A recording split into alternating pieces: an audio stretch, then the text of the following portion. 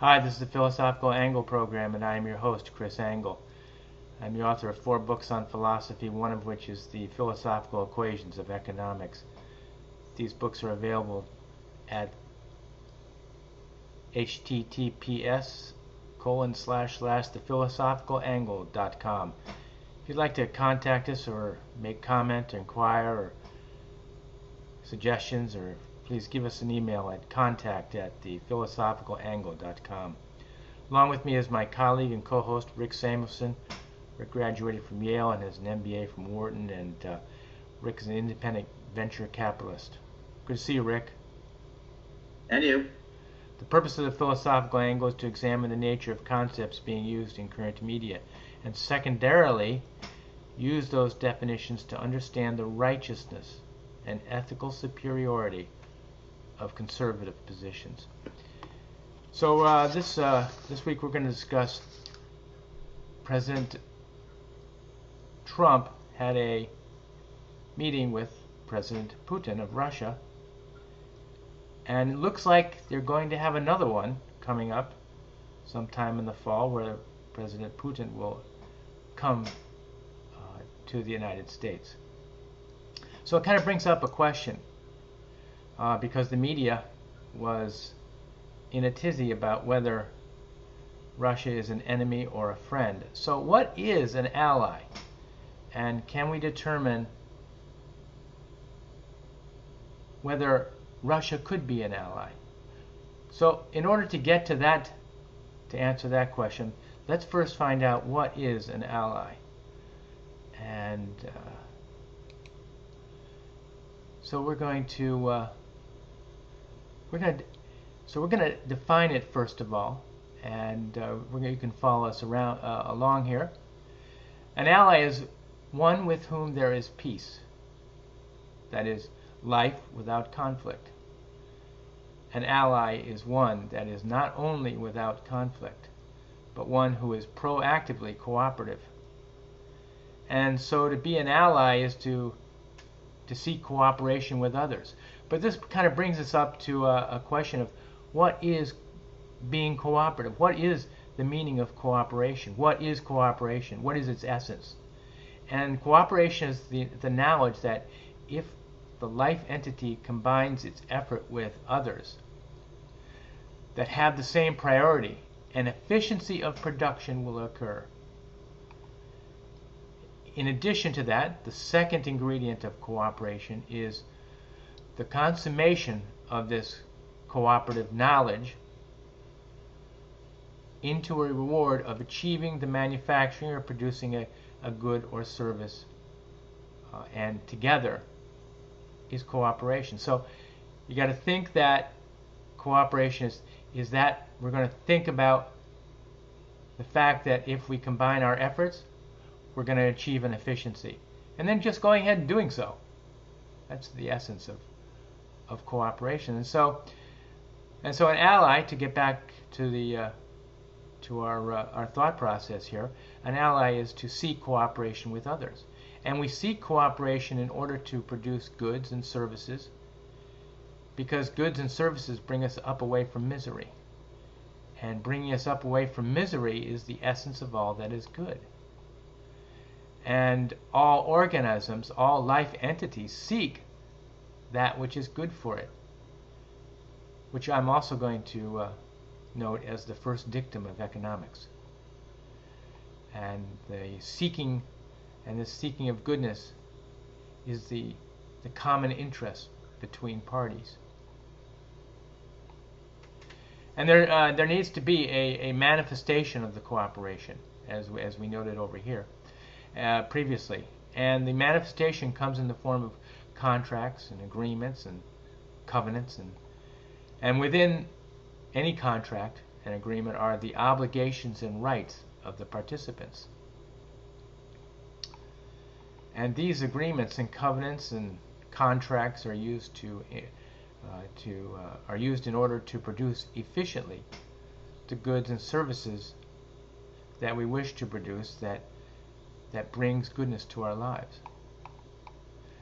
And so if we follow this thought sequence, we can see that what an ally would have to be or would have to do in order to become a friend of the United States. So let's ask Rick, in consideration of this, whether Russia could become an ally. Rick, what do you think? I think short term, it's highly unlikely. I don't think there are enough shared interests between the United States and Russia. I think Putin has proven himself to be tactically very clever. He certainly outfoxed the Obama administration, and there is a strong likelihood that he'll be able to do the same with the Trump administration. Irrespective of President Trump's efforts to achieve some sort of comedy, I think Putin resorts to similar tactics of surprise and engagement and disengagement, and in his case, he also resorts to underhanded military activities. So he's a dangerous character to try to negotiate with if you think you're going to achieve a lasting peace. I think he disaggregates. He has a grand strategy, but he disaggregates the diplomatic challenges carefully, and depending on the situation, whether it's dealing with Syria, dealing with particularly Germany and Europe, dealing with the United States, he will apply tactics to his advantage.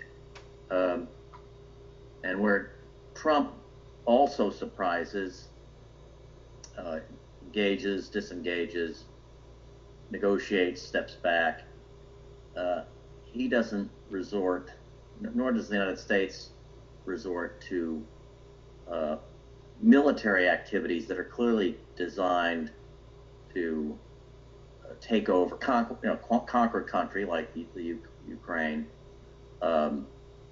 oppose allied interests as represented by the United States, obviously, but also to a lesser extent Europe and NATO. But Russia does all of these things.